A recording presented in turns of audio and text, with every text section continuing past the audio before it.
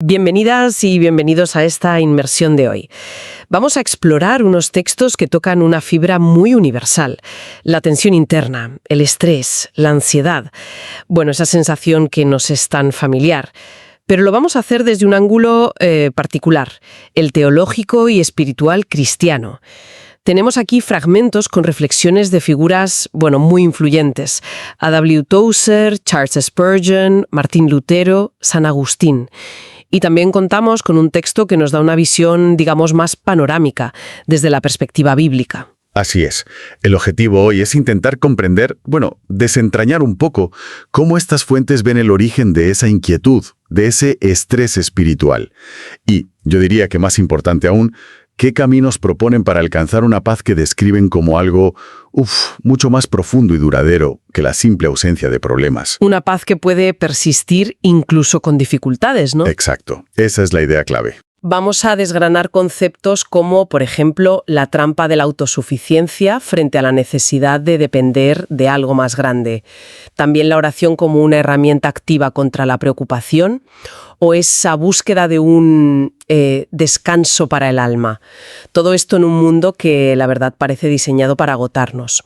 Empecemos quizá por cómo definen el problema. ¿A qué se refieren realmente cuando hablan de la inquietud de Agustín o el afán que mencionan las Escrituras? Es interesante porque, como bien decías, no usan nuestra palabra moderna estrés, claro. Pero los textos bíblicos sí que hablan de afán, de ansiedad, de turbación del corazón. Y en lugares como la carta a los Filipenses, capítulo 4, van directos al grano. Dicen: por nada estéis afanosos.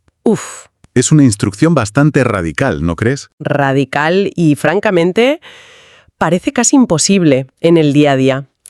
A ver, ¿cómo se supone que se logra eso de no estar afanoso por nada? Bueno, el mismo texto da la clave justo después.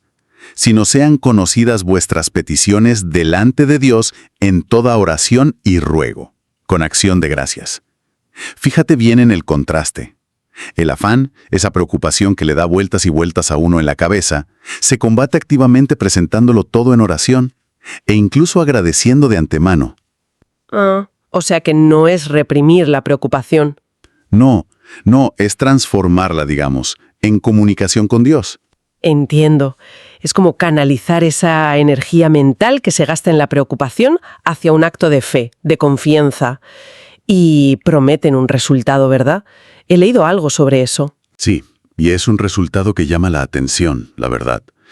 Y la paz de Dios, que sobrepasa todo entendimiento, guardará vuestros corazones y vuestros pensamientos en Cristo Jesús. Es una paz que no se basa en que todo vaya bien fuera, sino que actúa, como un guardián interno. Protegiendo el corazón y la mente. Eso es, para que no sean arrastrados por las circunstancias. No es una paz que entendemos con la lógica, sino que se experimenta. Eso me conecta con otra frase muy, muy citada, la de Jesús en Mateo 11. Venid a mí todos los que estáis trabajados y cargados, y yo os haré descansar. Fíjate que no dice, os quitaré las cargas. Claro. Dice, os haré descansar. Parece sutil, pero la diferencia es enorme. Exacto. El descanso que se ofrece no es necesariamente la eliminación del trabajo o de la carga en sí, sino una forma diferente de llevarla. Es encontrar reposo mientras está bajo esa carga, lo cual es, bastante contraintuitivo. Sí lo es. Y los textos que manejamos dan ejemplos muy gráficos de esto. Recuerdo el ejemplo de Elías, un profeta que venía de un momento, cumbre, de una victoria espectacular, y de repente se derrumba. Huye al desierto, se siente completamente agotado y pide morirse. Es un cuadro de burnout en toda regla. Totalmente. Y la respuesta divina es fascinante en ese caso. No hay un «anímate, venga, sé fuerte», sino cuidado práctico. Un ángel le trae comida, agua, le anima a descansar y después una nueva dirección, un susurro apacible en lugar de grandes manifestaciones. Es como un reconocimiento de la fragilidad humana. Sí, una validación de ese agotamiento como paso previo a la restauración.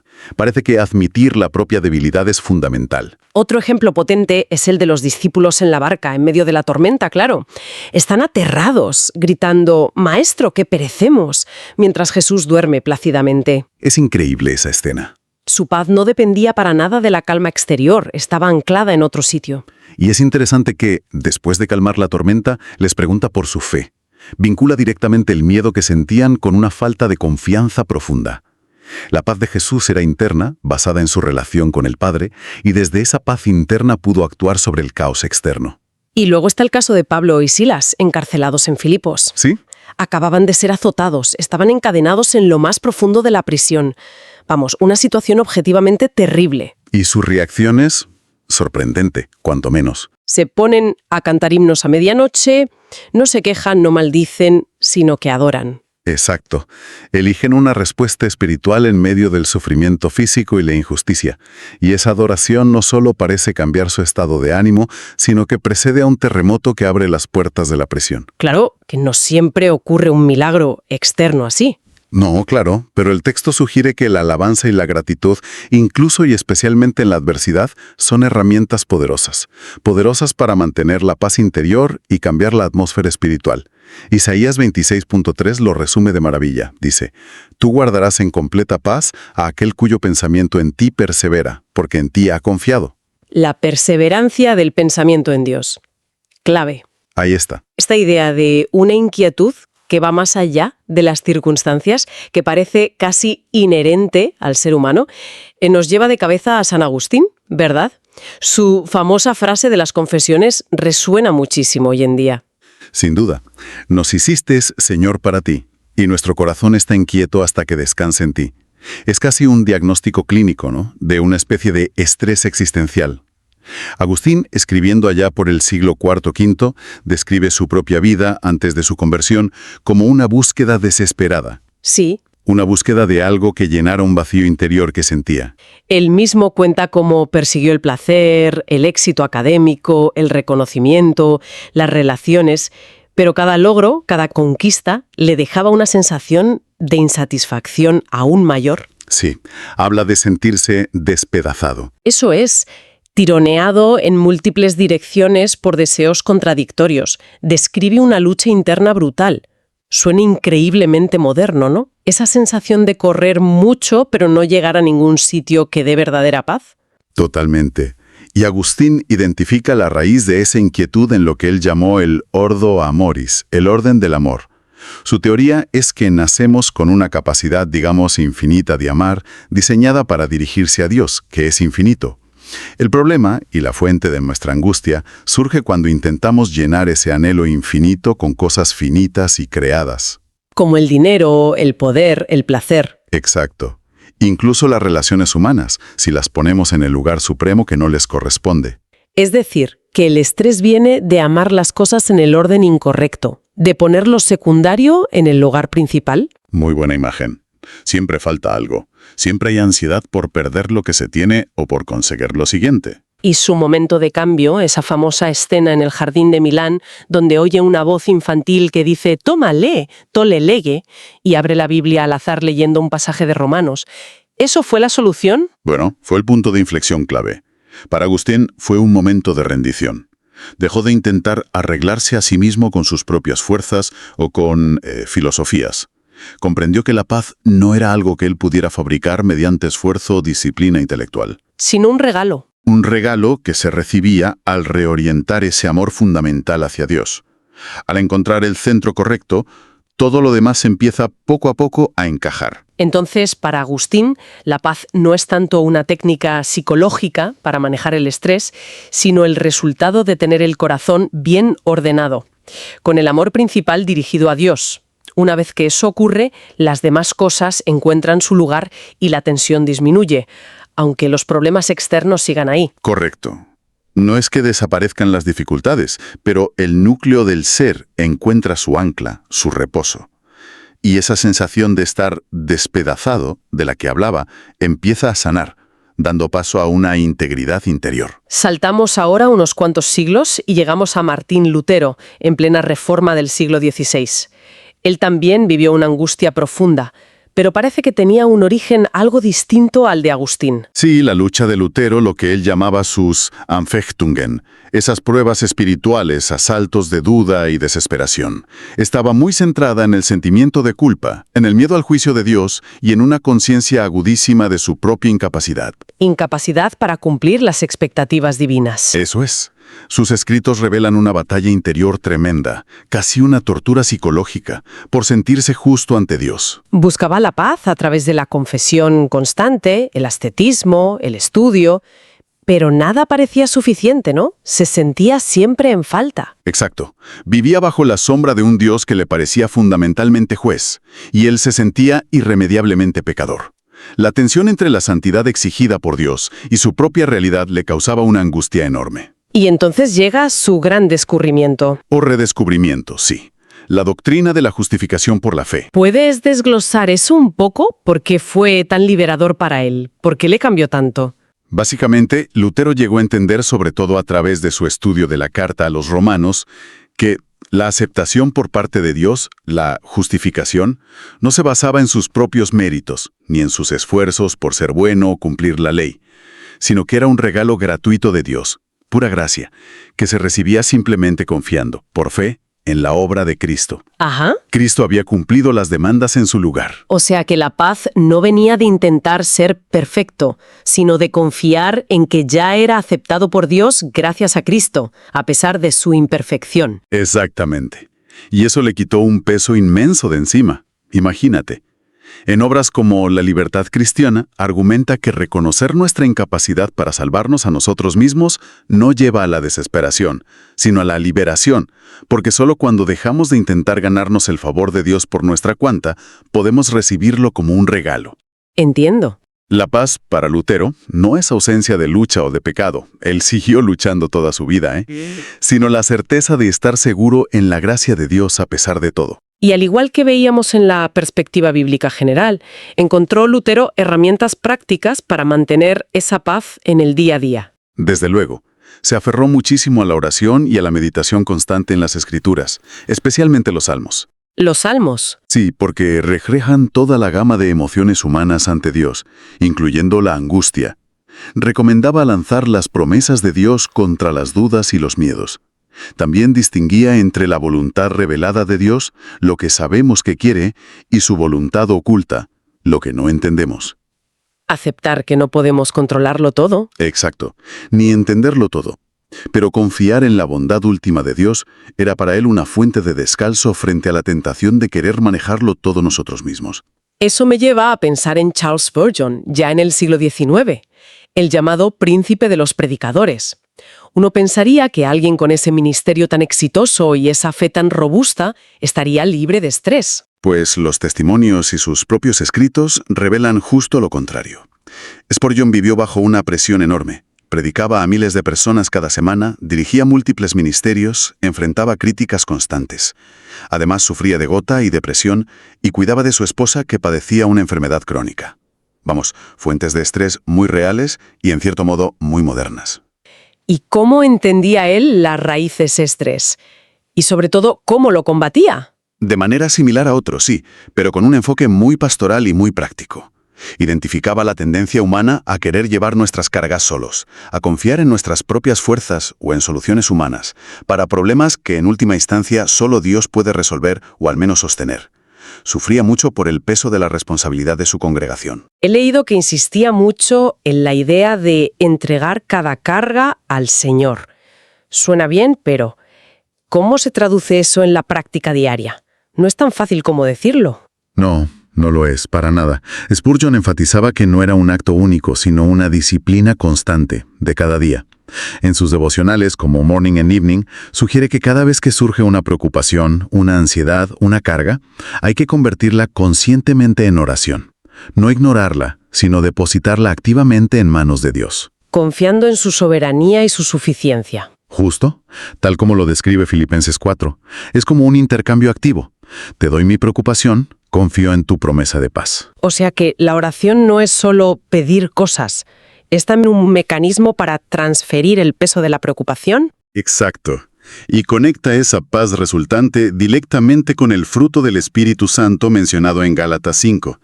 No es una simple calma superficial que depende de que las cosas vayan bien, sino una seguridad interior profunda, un regalo divino. Que puede coexistir con la tormenta exterior. Eso es. Por eso citaba tanto Filipenses 4, 6, 7, animando a reemplazar activamente la ansiedad con peticiones específicas, sí, pero también con acción de gracias y confianza en las promesas de Dios. Spurgeon también alertó sobre los peligros del estrés prolongado, ¿verdad? Especialmente para quienes están en roles de liderazgo o servicio, el riesgo de agotamiento. Sí, fue muy honesto sobre sus propias luchas con la depresión y el agotamiento, y su antídoto era mantenerse anclado en Cristo, nutriendo constantemente el alma con la palabra de Dios, la oración y la comunión con otros creyentes. Era un recordatorio constante de que el esfuerzo puramente humano, desconectado de la fuente de gracia, es una receta segura para la ansiedad y el burnout. Claro. El verdadero descanso y la paz duradera, insistía él, se encuentran en la dependencia de la gracia de Dios. Y eso nos deja con Ada B. Chaucer, ya en el siglo XX. Su enfoque parece llevar las cosas a un nivel aún más profundo, quizá un poco más místico. Sí, Chaucer va a la raíz ontológica, por así decirlo. Para él, la fuente última de la inquietud y el estrés no está tanto en las circunstancias externas, ni siquiera en pecados específicos, sino en una desconexión fundamental del alma con Dios mismo. En su libro clásico La búsqueda de Dios, argumenta que el alma humana fue creada para estar en comunión íntima y constante con su Creador. Y cualquier cosa que interrumpa eso. Exacto. Cualquier cosa que interrumpa o distraiga de esa comunión genera una tensión interna. ¿Y qué es lo que nos distrae o desconecta, según Chaucer? ¿Qué identifica él? Principalmente la autosuficiencia. Esa tendencia tan humana a vivir como si fuéramos el centro de nuestro propio universo, dependiendo de nuestras propias fuerzas, nuestros planes, nuestros recursos. También la distracción con lo temporal y lo material, olvidando la perspectiva eterna. Ya. Chaucer diría que gran parte de nuestro estrés viene de intentar controlar lo incontrolable y de buscar seguridad en cosas que son inherentemente inestables. Entonces, ¿sus soluciones? ¿Qué propone? Pues renunciar a esa autosuficiencia y cultivar una conciencia constante de la presencia y la majestad de Dios. Fijar la mente y el corazón en Él, no primordialmente en los problemas o las circunstancias que nos rodean. En otro libro clave, El conocimiento del Dios Santo, explica cómo meditar en los atributos de Dios, su soberanía, su omnipotencia, su sabiduría, su fidelidad, su amor, tiene un efecto directo en nuestra paz interior. Claro, tiene sentido. Si realmente creemos que Dios es quien dice ser y que tiene el control, la ansiedad pierde gran parte de su poder. Hace una distinción importante entre la paz temporal, la superficial, y la paz espiritual profunda, ¿no es así? Crucial. Sí. Mucha gente busca alivio externo, soluciones rápidas que calmen los síntomas del estrés, pero no tocan la raíz del problema en el alma. Chaucer insiste en que la verdadera paz, la paz de Dios, es un estado interior que no depende de la ausencia de problemas. Depende de la confianza. De una confianza inquebrantable en el carácter y el gobierno de Dios. Es una serenidad que permite enfrentar las dificultades sin derrumbarse interiormente. Y al igual que Spurgeon, advierte sobre el peligro de descuidar la relación personal con Dios. Totalmente. Ve ese descuido como la puerta de entrada a la vulnerabilidad frente a la ansiedad, la frustración y el vacío. Su consejo es eminentemente práctico, aunque con una base teológica muy profunda. Cultivar hábitos diarios de comunión con Dios. Oración, lectura bíblica meditativa, adoración. Eso es. Buscar la obediencia a su voluntad conocida y mantener siempre una perspectiva eterna. Recordar que esta vida es pasajera y que nuestro destino último es estar con Dios ayuda a relativizar las presiones y urgencias del presente. Entiendo. Para Chaucer, la paz no es tanto algo que hacemos, sino un fruto natural de una vida conscientemente centrada en Dios. Bueno, hemos hecho un recorrido interesante, ¿eh? Desde las enseñanzas bíblicas generales hasta las reflexiones más personales de Agustín, Lutero, Spurgeon y Chaucer.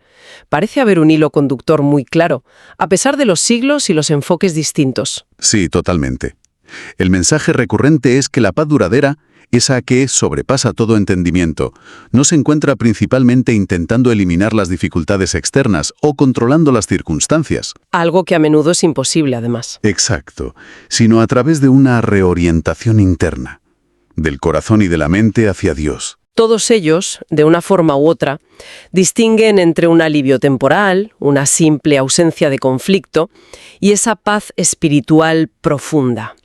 Y esa paz parece nacer siempre de la confianza en la soberanía divina, la aceptación de la gracia, no depender de los propios méritos, Sí. y la práctica activa de disciplinas espirituales como la oración, la meditación en las Escrituras, la gratitud, incluso cuando todo parece ir mal. Exacto. Para Agustín, la clave es ordenar el amor, poner a Dios primero. Para Lutero, es descansar en la justificación por la fe, saberse aceptado por gracia. Para Spurgeon, es la práctica constante de entregar las cargas a Cristo. Para Tozer, es cultivar una intimidad consciente con Dios y renunciar a la autosuficiencia. Todas apuntan a una fuente de paz que está fuera de nosotros mismos. Más allá de nuestras propias fuerzas y capacidades de gestión, sí. Y esto plantea una reflexión final interesante, ¿no? Vivimos en una cultura que a menudo valora enormemente el control, la autosuficiencia, la autooptimización, como las vías principales para manejar el estrés y encontrar bienestar. Sí, es el paradigma dominante, podríamos decir. Y estas perspectivas, en cambio, nos invitan a considerar conceptos como la rendición, la dependencia, la confianza en algo superior, como el verdadero camino hacia el descanso interior. Es una tensión fascinante, la verdad. ¿Qué significa realmente hoy, para una persona inmersa en las presiones del siglo XXI, encontrar descanso no solo para el cuerpo o la mente? Que eso ya lo buscamos con técnicas de mindfulness o buscando desconexión. Claro, sino para el alma, como diría Jesús según el texto de Mateo. Implican necesariamente una dimensión espiritual o trascendente, como sugieren todas estas fuentes que hemos visto. Pues lo dejamos ahí, como una pregunta para seguir reflexionando cada cual.